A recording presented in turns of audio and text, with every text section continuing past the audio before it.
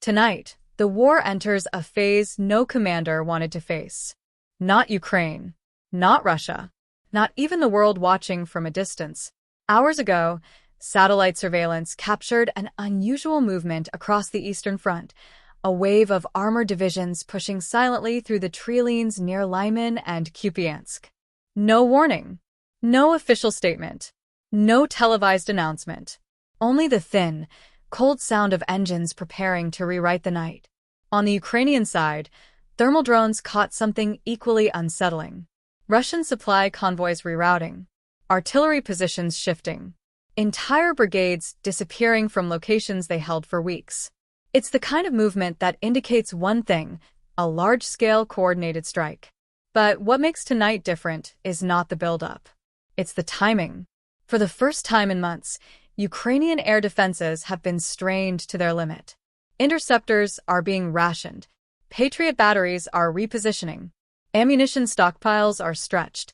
And Russia seems to know this all too well. Earlier this evening, a swarm of more than 80 Shahid drones crossed the border in waves, not to destroy targets, but to confuse radars, to overload operators, to open corridors. Behind them came something far more dangerous. A barrage of long-range ballistic missiles, launched in perfect staggered intervals, forcing Ukraine to pick which cities to protect and which to risk losing. Kyiv, Kharkiv, Dnipro, Odessa, all lit up with streaks of anti-air fire. Civilians rushed into underground stations. Command centers switched to blackout mode. And as Ukraine scrambled to intercept the incoming assault, something else was happening on the ground. Russian infantry began advancing toward abandoned villages, not with tanks, but with engineering vehicles, trench diggers, and electronic warfare trucks. The intention was clear. Russia wasn't launching a single attack. It was preparing to reshape the entire front line. Meanwhile, Ukrainian commanders held an emergency midnight briefing. Reports from the eastern brigades indicated communications jamming increasing, drone visibility dropping, frontline observation posts going silent, troop rotations halted due to risk. Something big was coming. Ukrainian intelligence believes this could be the opening phase of a multi-front push, one designed to stretch defenses across a 600-kilometer line. Not a breakthrough attack, but a war of exhaustion. A strategy that targets Ukraine's limited air defense missiles, its overworked brigades, its thinning ammunition, and its vulnerable supply routes. But this time, Ukraine was not caught unprepared. Within minutes of identifying the threat, Ukrainian counter-batteries activated. HIMARS units repositioned. Western-trained drone operators launched dozens of recon quadcopters to map enemy movement. A silent, invisible duel began in the sky: sensors versus jammers, drones versus drones, artillery hunting artillery. Tonight is not just another battle. It is the beginning of what analysts fear could become the largest wave of military escalation since the start of the war. The question now is simple. Who will break first? Ukraine, stretched thin but strategically adaptive? Or Russia, determined but bleeding manpower and equipment day after day?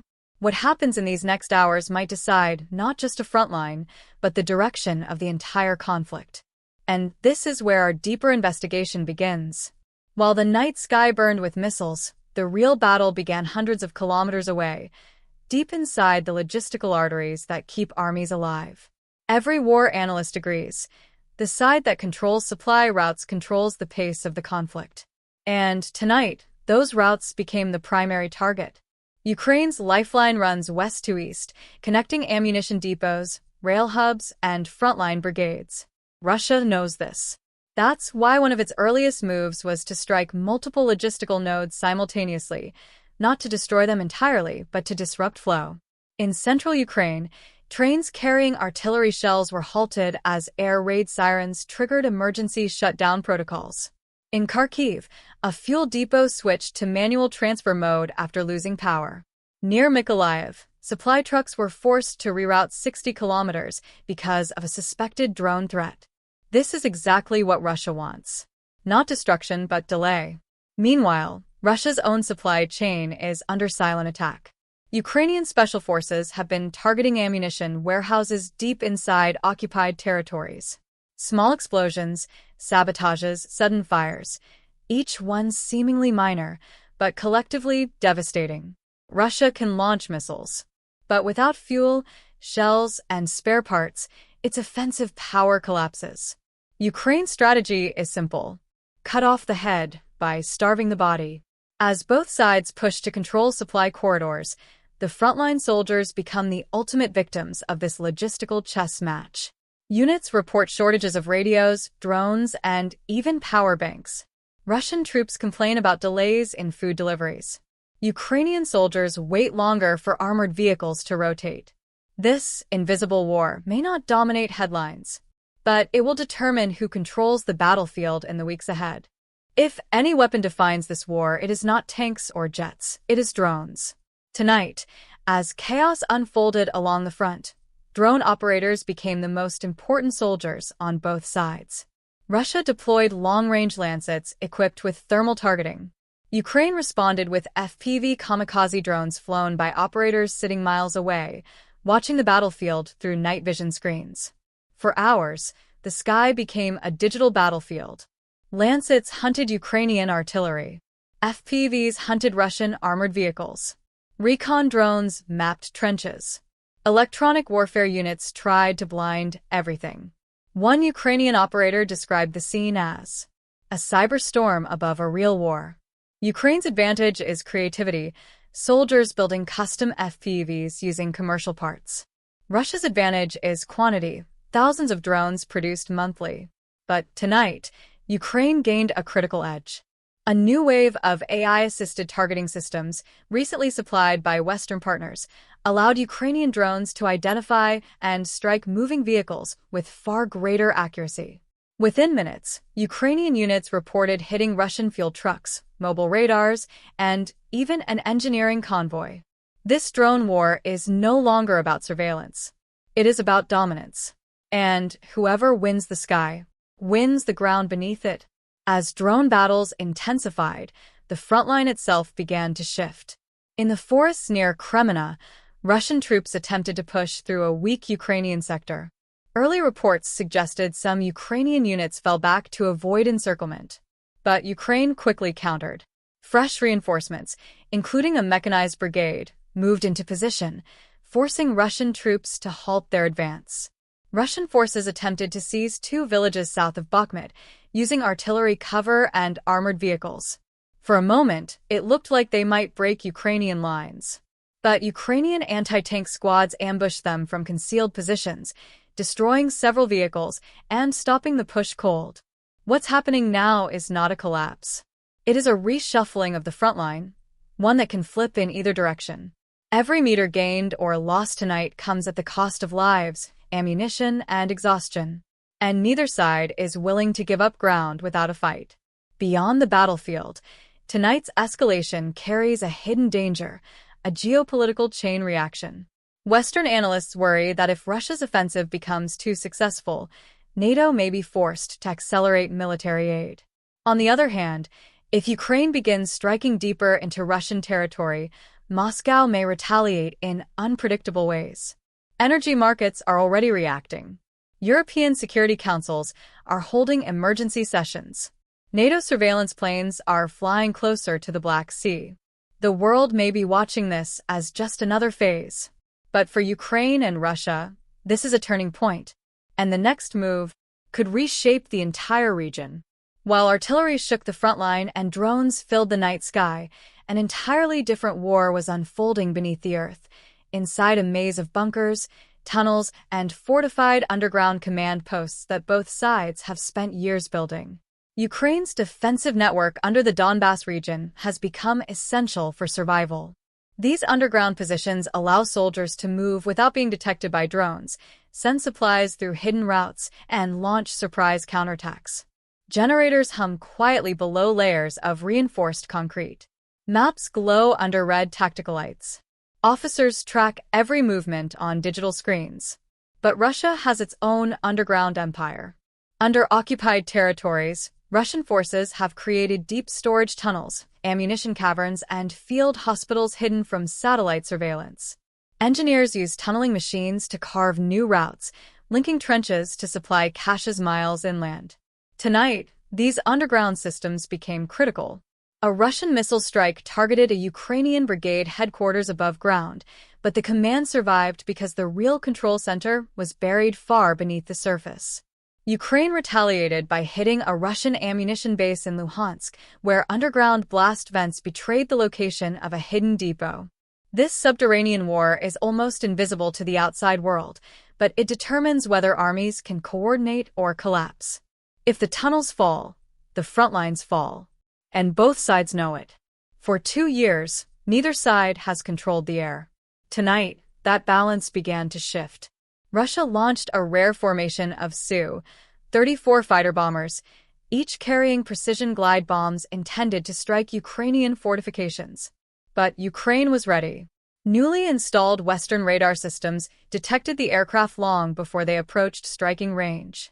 Ukrainian air defense units activated in perfect sync. Patriot batteries locked on. NASAMS units tracked targets. Short-range systems prepared to intercept incoming munitions. Within minutes, the night sky lit up with the arcs of interceptor missiles. Several Russian aircraft were forced to retreat. A few turned back after releasing glide bombs prematurely, which landed far from their intended targets. Ukraine countered with a surprise of its own. A squadron of long-range drones launched from secret airfields traveled deep into Russian-held territory. Their mission: hit airbases that store the very bombs Russia is using. Explosions were reported hours later near Taganrog and the Azov coast, leaving Russian commanders scrambling.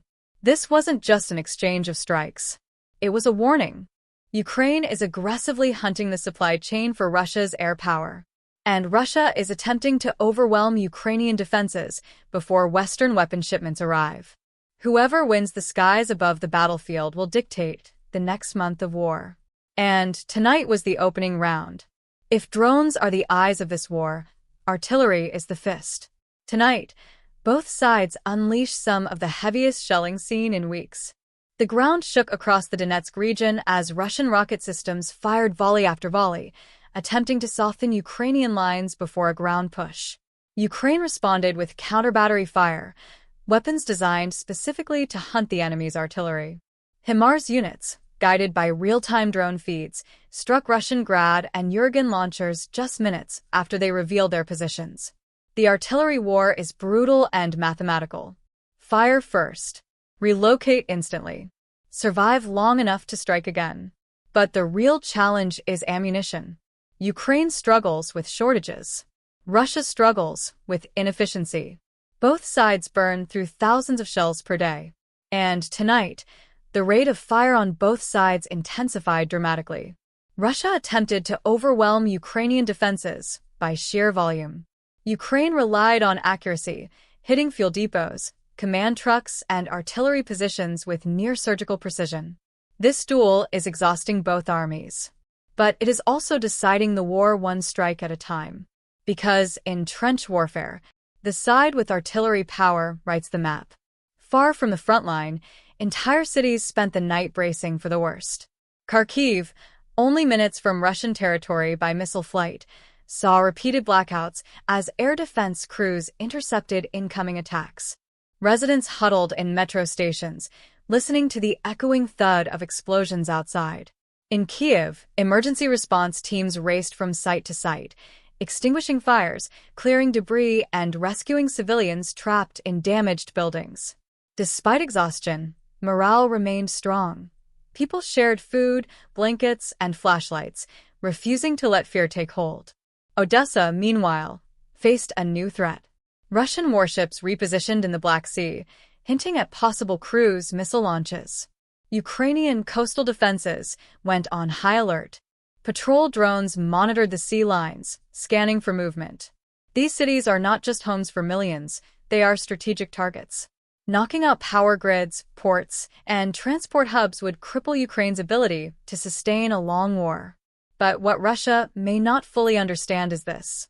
Every time it strikes a city, Ukrainian determination hardens. People return to work the next morning. Shops reopen. Roads are cleared. Community volunteers repair shelters. Russia can hit infrastructure, but it cannot break the spirit of a nation fighting for survival. As the night pushed toward dawn, both armies reached a critical moment, a point where commanders had to decide whether to push harder or pull back. On the Russian side, field officers debated launching a second wave of armored assaults before Ukraine could reorganize. Some argued the opportunity was perfect. Ukrainian lines were stretched, and confusion from the missile strikes could be exploited. Others warned that pushing without proper reconnaissance would lead to massive losses. On the Ukrainian side, generals faced their own dilemma. Should they reinforce vulnerable sectors or prepare for a counterattack on a weak Russian flank? Both choices carried risks. Both could change the entire direction of the war. Just after 3 a.m., a Ukrainian reconnaissance team reported something unexpected. A large Russian battalion group had stopped advancing. Engines were shut off. Units were holding positions instead of pushing forward. This pause meant one thing. Russia was reconsidering. Ukraine seized the moment. Fresh brigades repositioned. Artillery batteries shifted north. Drone teams began mapping Russian lines for potential weak points. The next 24 hours would decide who acted first, who hesitated, who made the mistake. And in war, hesitation can be fatal. As the first light crawled over the horizon, neither side claimed victory, but both had gathered enough intelligence to adjust their next moves. The night had been chaotic, loud, destructive, but dawn brought something even more dangerous: clarity. Ukraine's command staff reviewed drone recordings from the overnight operations. Dozens of small details began to stand out: forgotten tire tracks, cold engines on abandoned armored vehicles, and gaps in Russian infantry lines that were not visible in the dark.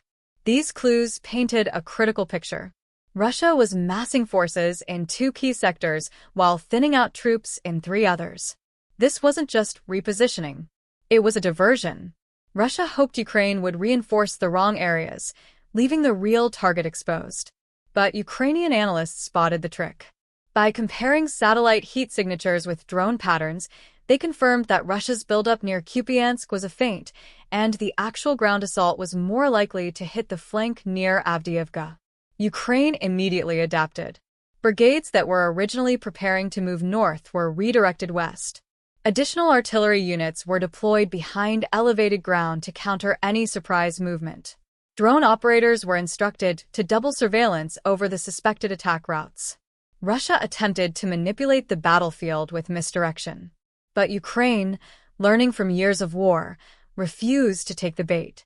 This was no longer just a clash of armies. It was a clash of thinking, one move at a time, like a deadly chess match where every mistake cost lives. By mid-morning, the front lines had transformed into a digital battlefield. Radios crackled with interference. GPS signals faltered. Drones lost connection mid-flight, crashing aimlessly into open fields. This wasn't an accident. It was electronic warfare, the unseen force shaping modern conflict. Russia deployed powerful jamming systems. Krasuka 4, R-330ZH, Shapovnik. These devices disrupted Ukrainian drones, scrambled communication channels, and attempted to create blind spots. But Ukraine countered with its own electronic warfare teams, smaller, more mobile, and often operating from hidden shelters or civilian basements near the front line. Ukrainian EW units used portable frequency disruptors, signal boosters, and custom-coded drone firmware to bypass Russian jammers. Operators switched frequencies manually, sometimes mid-flight, to maintain control. At one point, a Ukrainian drone operator described the experience as flying through a storm of invisible lightning. The race to dominate the electromagnetic spectrum intensified throughout the day. Every minute of jamming meant drones falling, radios failing, artillery missing targets. But every minute of Ukrainian adaptation meant Russia losing the element of surprise. This electronic duel wasn't dramatic like missile strikes, but it determined which side had eyes and ears on the battlefield. And in modern war, the side that sees first wins first. While strategists talked and analysts studied maps, frontline soldiers faced the war in its rawest form: exhaustion, mud, fear, and survival. In trenches near Bakhmut, Ukrainian infantry spent the day rotating between firing positions and makeshift shelters carved into the earth. The constant drone of artillery overhead made sleep impossible. Soldiers wrote quick messages to families on their phones whenever they found a sliver of signal. Across the no-man's land, Russian troops faced the same misery: freezing winds, trench flooding, and unpredictable barrages. Some units reported shortages of medical supplies. Others described being stuck in forward positions for nearly 48 hours without rotation. War is numbers and strategy from a distance. Up close, it is human endurance. Despite exhaustion, Ukrainian morale remained surprisingly resilient. Volunteers delivered fresh supplies. Medics treated the wounded in underground bunkers. Soldiers joked quietly over cold meals, finding small moments of relief amid chaos. A Ukrainian sergeant put it simply: "We don't fight because we have strength.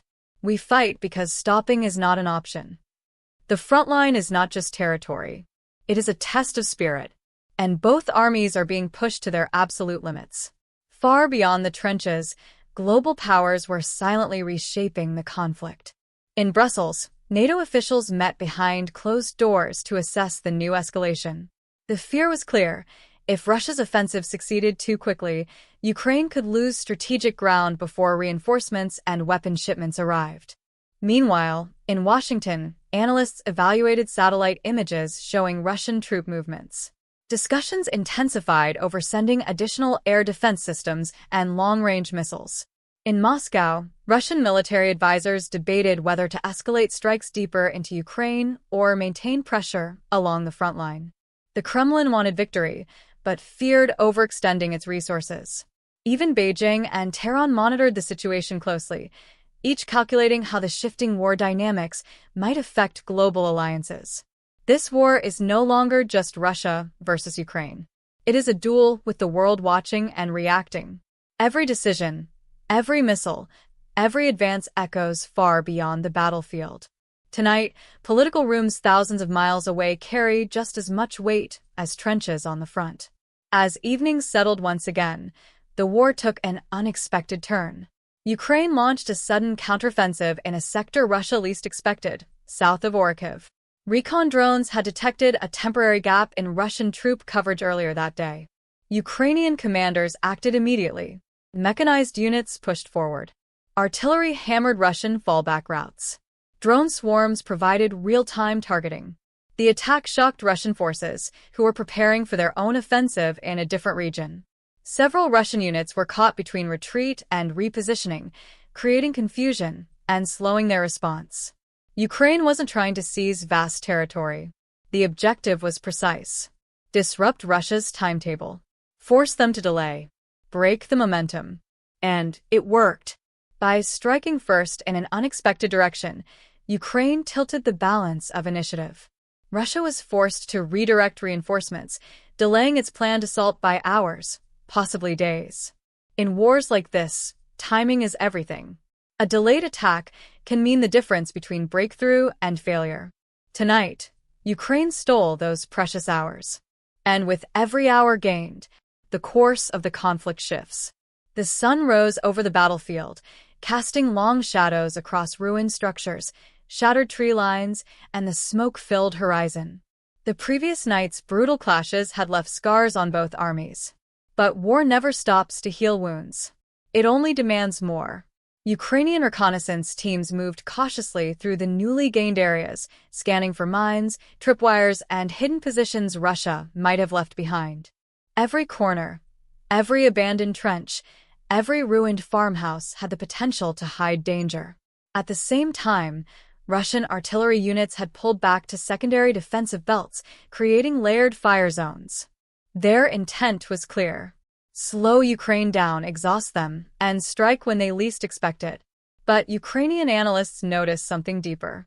The Russian units weren't just retreating, they were regrouping in patterns that matched previous large-scale counteroffensive formations. That revelation triggered an immediate alert across Ukrainian command. Reinforcements were ordered forward. Drone operators leaned over their screens, scanning the landscape for hidden armor. Artillery crews loaded fresh shells. The front line wasn't collapsing. It was shifting, and both sides were preparing for the next blow. As midday approached, the war took to the skies once more. Both armies deployed massive drone fleets, surveillance drones, kamikaze drones, jamming drones, and counter-FPV interceptors. The first clash happened above a small industrial district near the front. Ukrainian drones targeted Russian fuel reserves and logistic convoys. Russian drones responded by hunting Ukrainian artillery positions and mobile command posts. The sky looked like a swarm of mechanical insects, buzzing, spiraling, exploding. Ukraine's new electronic warfare units jammed dozens of Russian drones mid-flight, causing them to crash harmlessly into frozen fields. Meanwhile, Russia deployed long-range Lancet units, striking several Ukrainian armored vehicles attempting to reposition. But one moment stood out. A Ukrainian long-range drone penetrated deep behind Russian lines and struck a mobile radar station. Its destruction blinded a significant portion of Russia's drone defenses, opening a rare window of opportunity. Commanders seized it immediately. Within minutes, Ukrainian forces pushed forward in 3 separate sectors, each advance supported by layered drone surveillance. This synchronization, ground units advancing while drones mapped every meter, allowed Ukraine to secure several trenches with minimal losses. The sky war wasn't just noise. It was shaping the ground war in real time. By late afternoon, tension had reached its peak. Reports from multiple sectors indicated that Russia was preparing a large armored push, assembling tanks, infantry fighting vehicles, and self-propelled artillery in concealed areas. Ukraine responded with rapid fortification. Engineers dug new trenches at record speed. Anti-tank teams positioned Javelin and NLAW launchers along hidden ridgelines. Artillery units aligned their barrels to overlapping fire zones, ready to break any armored advance. A loud rumble shook the valley as Russian armor surged forward. Columns of tanks and APCs emerged from tree lines and industrial ruins, moving in tight formation. Their turrets rotated, searching for Ukrainian positions hidden across the scorched terrain. Ukrainian artillery opened fire instantly. The entire landscape erupted. Shells slammed into Russian formations, flipping some vehicles and scattering others. Ukraine's anti-tank squads picked off isolated targets while loitering munitions dropped from above like silent predators. But Russia's assault continued, relentless and heavily supported by artillery. The pressure on Ukrainian defenders mounted with every passing minute. This wasn't just an attack. It was a message. Russia was not giving up the sector without a devastating fight. The battlefield turned into chaos. Smoke covered everything. Trenches, roads, ruined buildings, armored hulls burning in the distance. Radio operators shouted coordinates. Medics dragged wounded soldiers to cover. Drone pilots stayed hyper-focused, guiding kamikaze units toward Russian armor pushing through the outer defenses. At one point, Russian troops broke through a thin Ukrainian defense line. For a moment, it looked like a major breakthrough, the kind that could unravel hours of Ukrainian progress. But Ukraine reacted swiftly. A reserve mechanized platoon, supported by drone teams and mobile artillery, counterattacked with precision. Ukrainian soldiers stormed trench to trench, pushing Russian troops back and sealing the breach. It was one of the most intense face-to-face clashes of the day.